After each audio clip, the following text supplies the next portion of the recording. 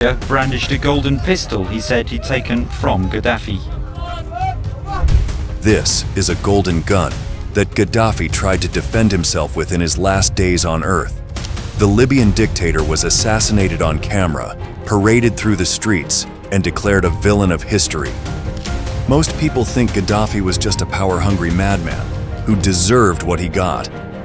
But what if I told you that same madman gave Libyans free education, free healthcare, and the highest standard of living in Africa? But if you follow the money trail after his death, a far more sinister picture emerges. One where Western powers gained, Africa lost, and Libya fell apart.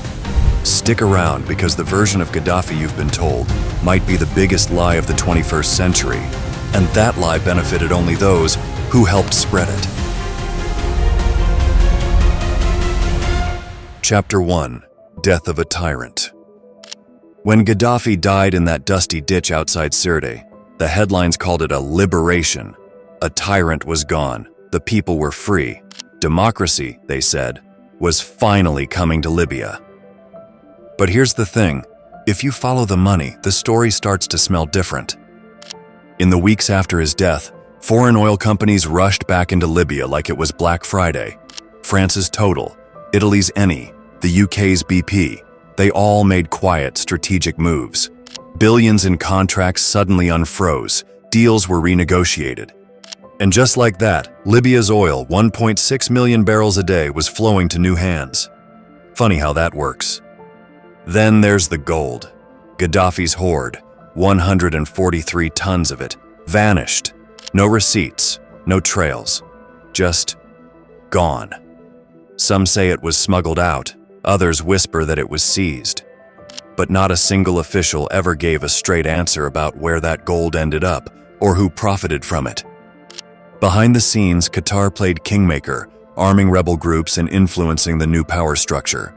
France, we now know, was desperate to assert itself in North Africa and was allegedly afraid Gaddafi's gold dinar plan would undermine the CFA franc, France's economic grip on its former colonies. Emails from Hillary Clinton's server later revealed a cocktail of motives: oil, gold, influence, and, yes, control over Africa's financial future. One line even referred to a threat to the stability of the international monetary system. But here's the twist. Libya didn't get stability. It got chaos, civil war, warlords, slave markets, and foreign troops fighting proxy battles on Libyan soil. So how did one man, raised in a tent, ascend the throne of Libya and bring stability to the country? Before we move on to the next section, please don't forget to subscribe if you liked the video so far. Chapter 2: Tents to Thrones. Before he became one of the most feared and flamboyant dictators in the world, Muammar Gaddafi was just a barefoot boy from the desert. Born in 1942 in a tent near the Libyan town of Sirte, he grew up herding goats with no electricity, no running water, and barely any formal education. His father was an illiterate Bedouin nomad. But young Muammar had big dreams and a serious grudge against colonial powers. Libya, at the time, had just shaken off Italian rule and was now under the shaky leadership of King Idris, a monarch many saw as more loyal to foreign oil companies than his own people. Gaddafi joined the military in his early 20s and climbed the ranks with quiet ambition and loud ideas. He devoured books on Nasser's pan-Arabism and plotted revolution while still in uniform. Then, at just 27 years old, 27, he pulled off a bloodless coup in 1969, toppling King Idris while the monarch was conveniently out of the country getting medical treatment. The world barely blinked. Libya, back then, wasn't on many radars. But that was about to change. Gaddafi didn't just want to rule, he wanted to reinvent Libya. He styled himself as a man of the people. No fancy palaces, no official title. Just brother leader living in a tent, supposedly closer to his roots. But don't let the humble branding fool you. Здесь тоже никогда не бывало в палатках бедуинских. А так это. Behind that canvas was a man who quickly took control of the army, the media, the oil, and the narrative. He banned political parties, imprisoned dissidents, and silenced critics. Yet, to many in the Arab world, he was a revolutionary hero, challenging Western imperialism and calling for unity among Arab nations. So, how did a goat-herding desert kid become the kingmaker of North Africa and manage to cling to power for over 40 years? And why did the world let him? That's where it gets interesting. Chapter 3. Power and Oil. After taking power, Gaddafi did something that made oil giants sweat bullets. He kicked them out. In the early 1970s, he nationalized Libya's oil industry, tearing up contracts with companies like BP and Exxon and telling them to take a hike. Suddenly, 100% of Libya's oil profits stayed in Libya, and just like that, the country went from sand and camels to cash and skyscrapers. By the 1980s, Libya had the highest GDP per capita in Africa, more than $11,000 per person at its peak, thanks to its massive oil reserves, which still rank in the top 10 globally. But Gaddafi didn't just want money, he wanted legacy, and so came the Green Book. Think of it as part political manifesto, part fever dream, part bedtime story, written entirely by Gaddafi himself. It rejected capitalism, rejected communism, and pitched something called Jamahiriya, which means state of the masses. In theory, it meant no politicians, no corruption, and people directly running the country through local councils. In practice, Gaddafi was still calling every shot, just without a formal title. Clever, no? To the outside world, Libya looked like a model for progress. Education was free. Healthcare, also free. The literacy rate, once just 10%, shot up to over 80%. Women were going to university. Roads, airports, housing, everything boomed. But here's the thing. All that progress came with a warning label. Speak against the regime and you might just disappear. Gaddafi had a network of spies, secret prisons, and even created special revolutionary committees to root out enemies of the state. He plastered his face on every billboard, dressed in wild military outfits, and gave speeches that ran longer than a Netflix binge. And yet, despite the weirdness, the violence, and the dictatorship, the West still shook his hand. Why? Maybe it had something to do with oil. Or maybe there was something else hiding beneath Libya's glitzy surface. We'll get there. Chapter 4. Global Disruptor. If Gaddafi ruled Libya like a king, he played on the world stage like a chaos dealer. In the 70s and 80s, he didn't just want to lead a country, he wanted to reshape the planet. He poured millions, some say billions, into rebel groups, militant networks, and anti-colonial movements across the globe. From the IRA in Ireland to the Black Panthers in the US, and even rebels in Chad, Gaddafi was writing checks and sending weapons like it was a global shopping spree for revolution. His goal? Break Western dominance, one uprising at a time. But he wasn't just funding rebels, he was dreaming bigger. Gaddafi wanted to unite all of Africa under one flag, one military, and one currency backed by gold. Yep, real gold. He proposed ditching the US dollar and euro for a pan-African dinar made from Africa's vast gold reserves. That would have meant serious trouble for global powers who liked having Africa as a resource supplier, not a financial powerhouse. Naturally, the West wasn't thrilled. Then came the 1988 Lockerbie bombing. A Pan Am flight over Scotland exploded, killing 270 people. All fingers pointed to Libyan agents. Sanctions slammed Libya. Gaddafi became a global villain. But here's where the story takes a weird turn. After 9/11, Gaddafi tried to clean up. He handed over Lockerbie suspects, paid out $2.7 billion in compensation, and even ditched his weapons of mass destruction program. George W. Bush and Tony Blair gave him a temporary hall pass. Libya reopened for business. For a hot second, Gaddafi was sipping espresso with European leaders and smiling in photo ops. But that détente didn't last. As his gold-backed dreams grew louder and his oil deals grew more selective, old tensions boiled over. So what flipped the switch again? Who decided Gaddafi had outlived his usefulness? You'll want to hear what happened next. It wasn't just about politics. It was about power. Want to understand the world better? Start with history and subscribe to our channel. Chapter 5: Revolution or Regime Change. By 2011, the world was on fire. The Arab Spring had started sweeping across North Africa and the Middle East like a political wildfire. Tunisia fell, Egypt followed, and suddenly, all eyes were on Libya. After 42 years of Gaddafi's rule, protests erupted in Benghazi. At first, it looked like just another uprising, but this one had teeth, and soon, tanks. Gaddafi didn't exactly play it cool.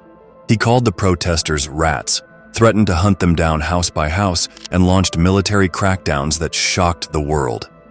But here's where things got murky. Almost overnight, a rebel force appeared. Badly organized, lightly armed, but oddly well-connected.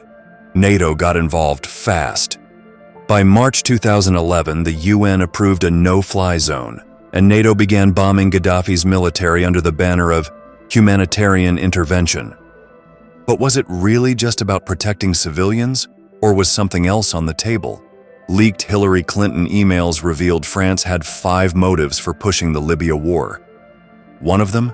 Gaddafi's 143 tons of gold and a plan to introduce a pan-African currency. The kind of idea that gives central banks heartburn. Libya also had the largest oil reserves in Africa, producing nearly 1.6 million barrels a day. That's a lot of leverage, if you're sitting on it. As Tripoli fell, Gaddafi fled. For weeks he hid near his hometown of Sirte, still clutching a golden pistol. Then, on October 20th, 2011, he was captured by rebels in a drainage pipe and beaten to death on camera. No trial. No real answers.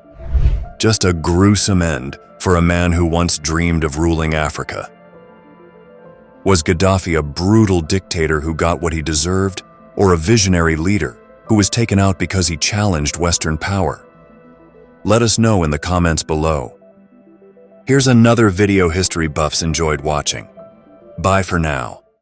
Tim, as we see these pictures, the other elements, of course, are the rusty old railings, the unpainted concrete. These were Saddam Hussein's last moments on Earth. He was the man behind Iraq's weapons of mass destruction, but taking him down was more than difficult. Went north and took the capital of Baghdad.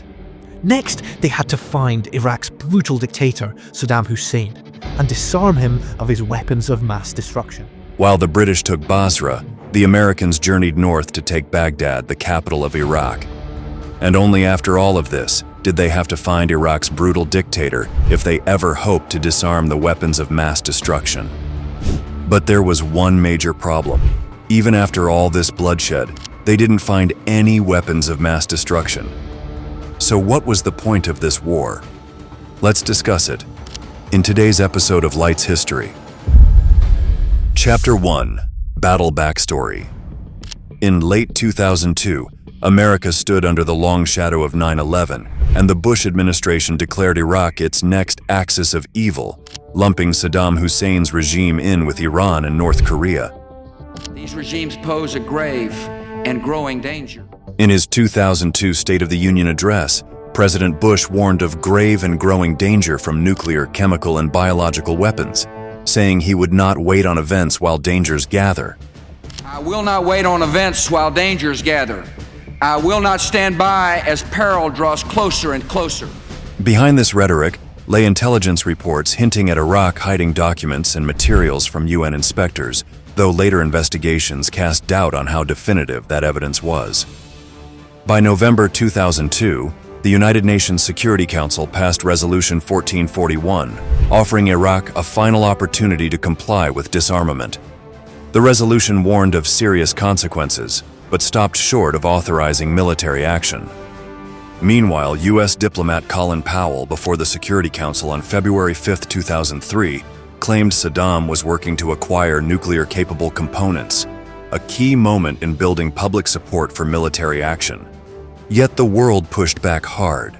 Between January and April 2003, around 36 million people participated in nearly 3,000 anti-war protests globally. The biggest single day was February 15, 2003, when between 6 and 10 million demonstrators rallied in over 600 cities across some 60 countries. Rome hosted the largest gathering, with about 3 million people marching under the slogan, "Stop the war, no ifs or buts." A turnout so huge the Guinness Book of World Records declared it the largest anti-war rally in history. London and Madrid each saw between 1 and 2 million protesters, while cities like Berlin drew 300,000 to 500,000. Even in McMurdo Station, Antarctica, scientists held a remote peace vigil. Despite the enormous public outcry, the US, UK, Australia, and Poland formed a coalition of the willing and pressed ahead. France, Germany, Russia, and others in the UN vocally opposed the invasion, but without a new UN mandate, voices of dissent fell silent as the coalition began its preparations. This clash of forces set the stage. On one side, a cadre of Western leaders warning the world of an imminent mushroom cloud, backed by intelligence they described as conclusive. On the other, a world massed in protest, united in disbelief that war, something so final, could be justified on such contested grounds. It was against this fraught, polarized backdrop that in March 2003, the US launched Operation Iraqi Freedom, and in just 5 days, toppled a dictator whose regime had defined a nation for decades. Before we move on to the next section, please don't forget to subscribe if you liked the video so far. Chapter 2, Operation Iraqi Freedom. Are now past diplomacy. Various Special Forces teams and the CIA's Special Activities Division begin their own infiltrations across the Iraqi border, awaiting the beginning. On the night of March 20th, 2003, the US and its allies launched the opening salvo of Operation Iraqi Freedom, calling their strategy shock and awe. At about 2:30 UTC, the skies over Baghdad erupted. By approximately 40 Tomahawk cruise missiles from US Navy battle groups in the Persian Gulf and a submarine in the Red Sea. The US Navy and Air Force unleashed roughly 36 Tomahawk cruise missiles, combined with 2 F-117 stealth aircraft, dropping massive GBU-27 bunker busters near suspected regime bunkers, even though later reports revealed that the targeted bunker didn't exist. Moments later, a tidal wave of airstrikes ripped through government command centers, security infrastructure, communication hubs, and air defenses throughout the city. In total, over 1,700 air sorties were flown in the first phase, including 504 cruise missile strikes, designed to paralyze Iraq's leadership and sabotage military response. The spectacle was brutal and precise. Night vision footage showed towers of smoke and flashes of burnt pink clouds rising above Baghdad, a surreal image broadcast live around the world. By dawn, elite US ground forces had begun their push. Special operators, paratroopers, and armored brigades surged from the desert, securing key border crossings, airports, and highway junctions. Within 5 days, the coalition force comprised some 160,000 troops, around 130,000 American, 45,000 British, and additional units from Australia and Poland. These units raced northward and westward, encircling cities like Basra, Mosul, and Tikrit, dismantling Iraqi command posts and isolating regime strongholds. The idea behind shock and awe was simple: strike so hard and fast that the enemy crumbles mentally and physically. As Harlan Ullman, the doctrine's founder, predicted, in 2, 3, 4, 5 days, Iraq is physically, emotionally, and psychologically exhausted. The numbers bear that out. By April, the Iraq Body Count Project reported around 6,700 civilian deaths during the invasion phase, a tragic testament to the campaign's ferocity. Despite the rapid dominance, pockets of Iraqi forces fought back. In Basra, precision strikes mistakenly hit civilian areas, claiming dozens of lives, including one notable attack on a family home on April 5th. Yet overall resistance collapsed quickly. On April 5th, US forces carried out the famed Thunder Run, a decisive armored incursion into Baghdad that pierced the city's defenses and essentially ended organized resistance. Within 5 days, Baghdad was encircled, and government command was in disarray. The dictator's rule, built over decades, came crashing down under a combination of devastating air power and lightning-fast ground advances. Operation Shock and Awe demonstrated the raw might of modern precision warfare and began a controversial chapter in history, whose consequences would echo for years. Chapter 3: The Fall of Baghdad. before they slip away into the darkness.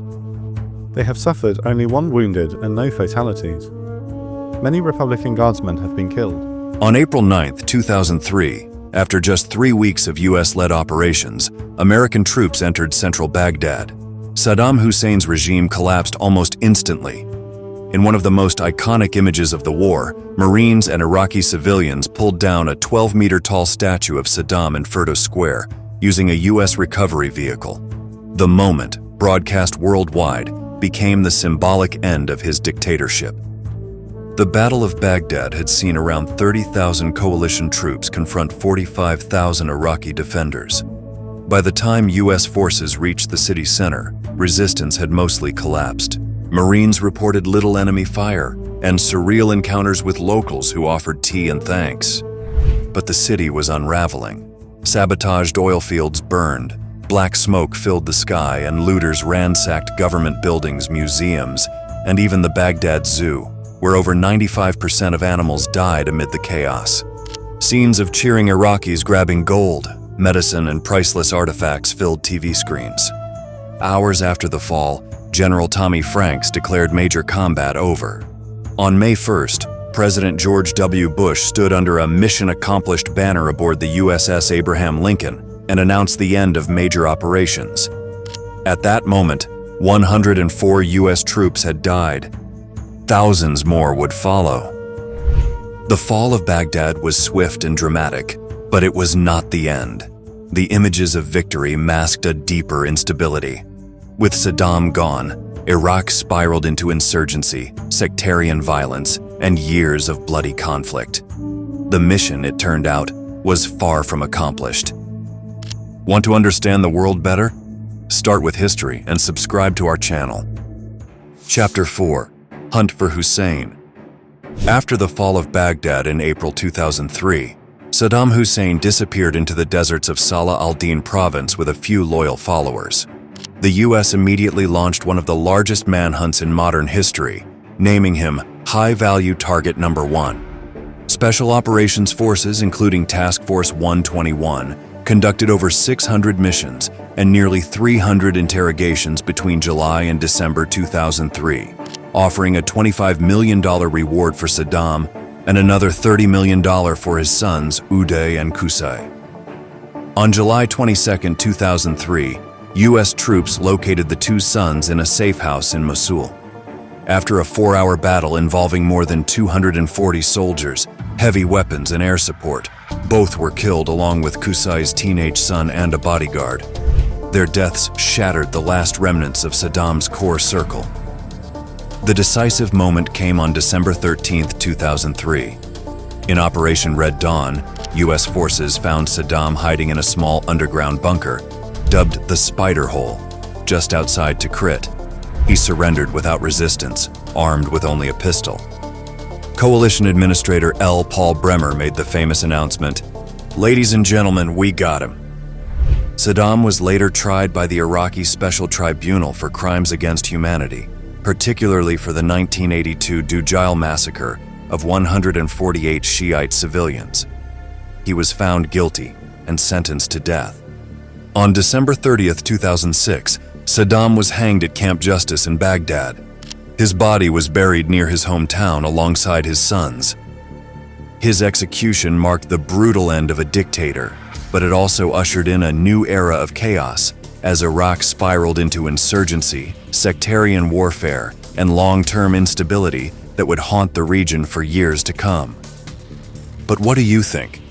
Did executing Saddam Hussein truly bring justice to Iraq, or did it open the gates to even more bloodshed, instability, and extremism that still haunts the region today? Let us know in the comments below. Here's another video history buffs enjoyed watching. Bye for now. After a firefight, they killed Osama bin Laden and took custody of his body. He was the most wanted face of terrorism. Shortly after taking office, I directed Leon Panetta. Obama gave the order to kill Osama bin Laden, the most dangerous terrorist known in America and the world over. Where bin Laden was hiding out. Nick Schifrin and his team secured that footage, and he joins us now from right outside the compound in Abbottabad, Pakistan. And Nick, after a gruesome mission, they took out the leader of Al-Qaeda. But what they didn't know was the gruesome events that would unfold after his death. Let's discuss it in today's episode of Light's History. Chapter 1: The Devil's Den. In the early hours of May 2, 2011, two modified Black Hawk helicopters quietly crossed the Pakistani border, flying low to avoid radar detection. Their mission was clear, but dangerous: to infiltrate the heavily fortified compound in Abbottabad and capture or kill Osama bin Laden. The operation was the result of years of planning and intelligence work, but nothing could prepare the SEAL Team's 6 operators for what awaited them. While attempting to hover, the pilot loses control and nosedives into the central courtyard. The tail of the aircraft breaks into 2. As they approached the compound, disaster struck. One of the helicopters suddenly lost lift and crashed into the courtyard. The pilot and crew narrowly escaped injury, but the crash forced the SEALs to quickly regroup and adjust their plan on the fly. Helicopters used in the operation could still be seen. Despite the unexpected setback, the team pushed forward with incredible discipline and resolve. The SEALs breached the compound's gates and moved swiftly, clearing the compound floor by floor. The raid unfolded in just 40 minutes, but within that time, the chaos was intense. Gunfire erupted, echoing through the narrow corridors. Women and children living in the compound were caught in the confusion, with some being treated with caution by the SEALs to avoid unnecessary harm. On the top floor, the target was found. Osama bin Laden was reportedly hiding in a small room, armed and ready to fight. The SEALs shot him in the head and chest, with the fatal shot entering above his left eye. The moment marked the end of a decade-long manhunt for the world's most wanted terrorist. Shortly after the kill, the operation leader radioed back to base with the now famous code phrase, Geronimo EKIA, enemy killed in action. The success of the mission was a historic moment for the United States and the world, signaling the death of the mastermind behind 9/11. The operation wasn't without controversy. Questions about the Pakistan government's awareness and the decision to bury bin Laden at sea would arise later. But on that night, the mission was clear, and the target was eliminated. But this mission set the stage for something darker, and it all started on a sunny September morning in New York City. In a second, that looks like a good-sized plane came in and hit the World Trade Center from the other side. So this is obviously, or would seem to be, and again, I'm dealing in speculation. Chapter 2: The Ghost of 9/11. On the morning of September 11, 2001, 19 al-Qaeda terrorists hijacked 4 planes. 2 jets were deliberately flown into the Twin Towers of the World Trade Center in New York, 1 into the Pentagon, and a 4th crashed in Pennsylvania. The attacks claimed the lives of 2,996 people, including the 19 hijackers, making it the deadliest terror act in history. It was a moment that shattered the American sense of safety and marked a turning point, comparable only to Pearl Harbor in its national trauma. Beyond the physical toll, the mental scars ran deep. Roughly 20% of those directly exposed to Ground Zero still showed PTSD symptoms 5 to 6 years later, 4 times higher than in the general population. Even today, thousands of first responders face chronic illnesses tied to that day. By 2018, nearly 10,000 had cancer, and over 2,000 more deaths are attributed to 9/11-linked conditions. Amid this chaos, Osama bin Laden emerged as the face of terror. He founded al-Qaeda, masterminded 9/11, and became the world's most wanted man. The U.S. mounted a vast, nearly 10-year-long manhunt, fueled by hundreds of CIA operatives, military assets, and a $50 million reward. This event set the emotional and factual stage for the biggest manhunt in U.S. history. Before we move on to the next section, please don't forget to subscribe if you liked the video so far. Chapter 3: Vanishing Man.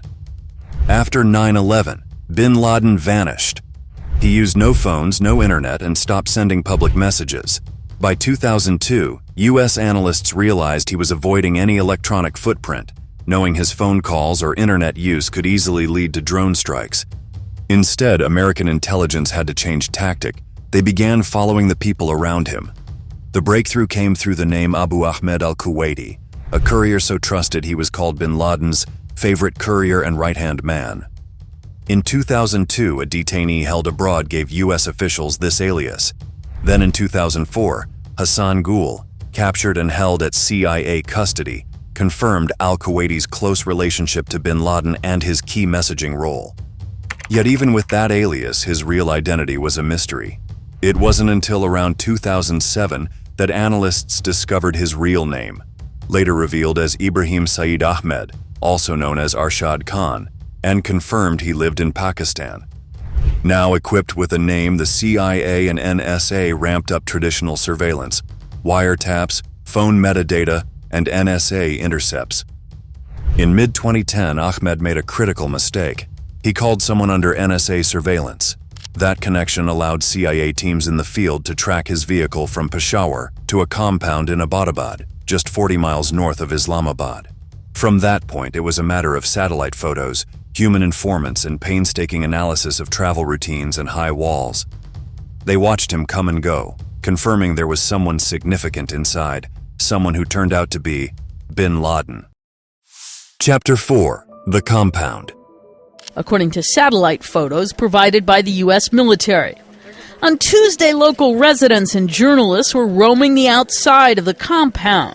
In 2010, after years of tracking his couriers, the CIA zeroed in on a compound in the city of Abbottabad, Pakistan. Located about 40 miles north of Islamabad, the compound immediately raised red flags. It was surrounded by 12 to 18-foot high walls topped with barbed wire, unusually tall and fortified for a normal home. The residents took extreme measures to avoid detection. There were no internet or phone lines coming in or out, no visitors allowed, and the windows were covered with heavy screens to block any view.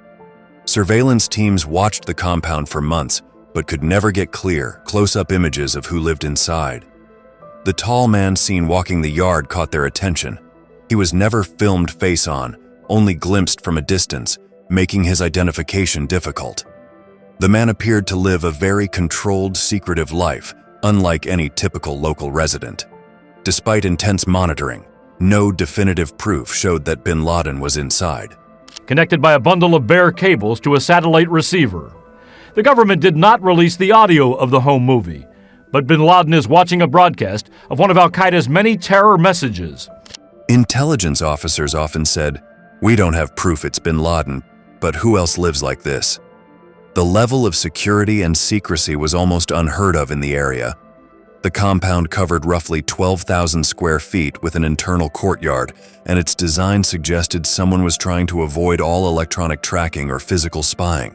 This eerie silence, combined with the extreme isolation, convinced the CIA that this was not just any house.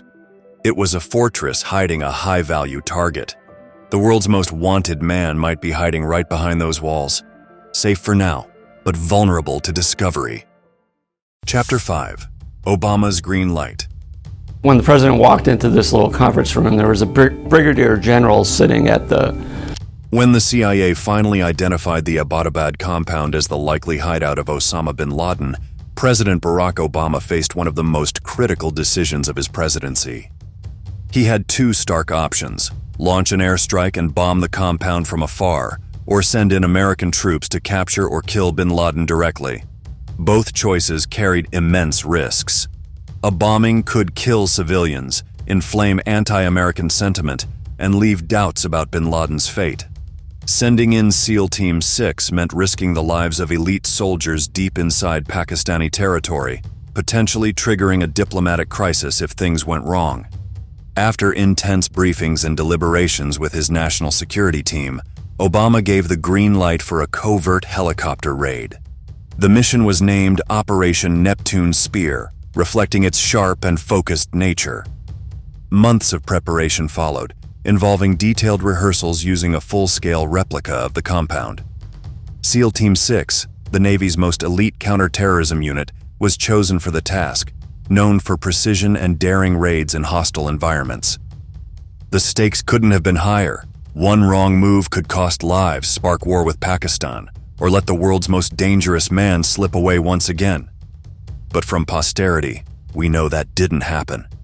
After a firefight, they killed Osama bin Laden and took custody of his body. Bin Laden was dead, but not the organization. Want to understand the world better? Start with history and subscribe to our channel. Chapter 6: Aftermath.